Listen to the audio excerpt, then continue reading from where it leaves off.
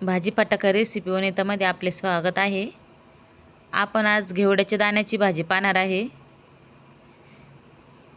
ओल्या शेंगा आणलेल्या होत्या मी, त्यातले दाणे काढून घेतले। एक डिश अशी इतके दाणे घेतलेले आहे। एक बारीक कापलेला कांदा, आलं खोबऱ्याची पेस्ट केली आहे, लसूण, भाजलेले शेंगदाण्याचं कूट आणि कोथिंबीर।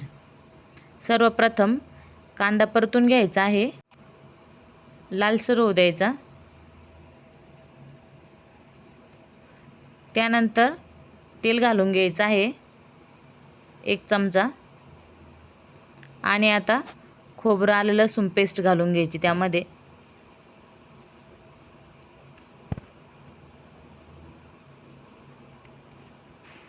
आणि ती पण परतून घ्यायची आहे। आता मोहरी जिरे घालायचे।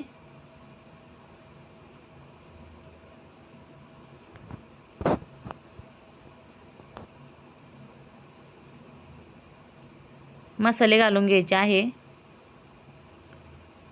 मसाल्यामध्ये इथे मी कोल्हापुरी मसाला वापरलेला आहे, छोटे 2 चमचे। गरम मसाला, धना पावडर घालायची आहे। परत परतून घ्यायचं। तुम्ही कुठलाही मसाला वापरला तरी चालेल।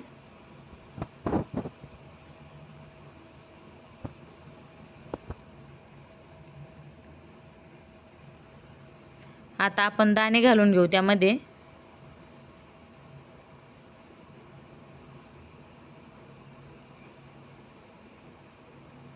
थोडी कोथिंबीर घातली आहे मी परतण्यासाठी।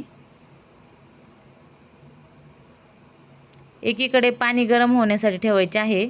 आपण येथे गरम पाणी घालणार आहे भाजीमध्ये। दाणे घातल्यानंतर परतून घ्यायची भाजी।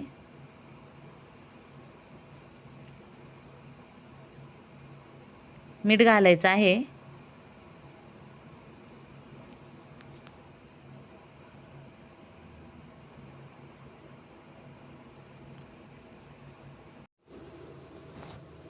आता गरम केलेलं पाणी घालून घ्यायचं आहे त्यामध्ये।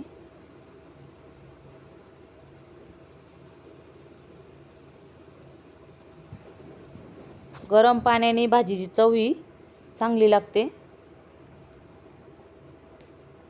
आणि आपल्या भाजीला कट देखील छान येतो। बघू शकता तुम्ही, छान असा कट दिसतोय।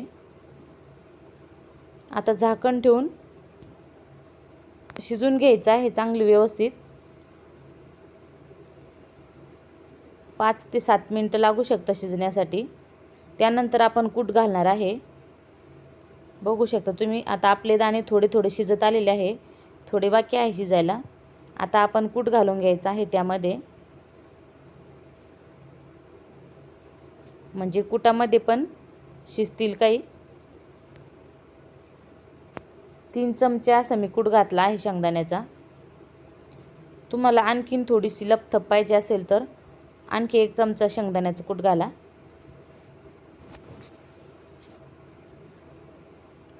आता चांगली उकळी येऊ द्यायची आहे। घेवड्याच्या शेंगा या काही भागामध्ये नसतात,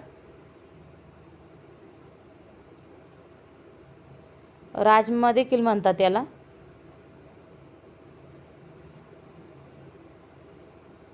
आपली भाजी तयार झालेली आहे। घेवडा छान रंग आलेला आहे भाजीला, बघू शकता तुम्ही।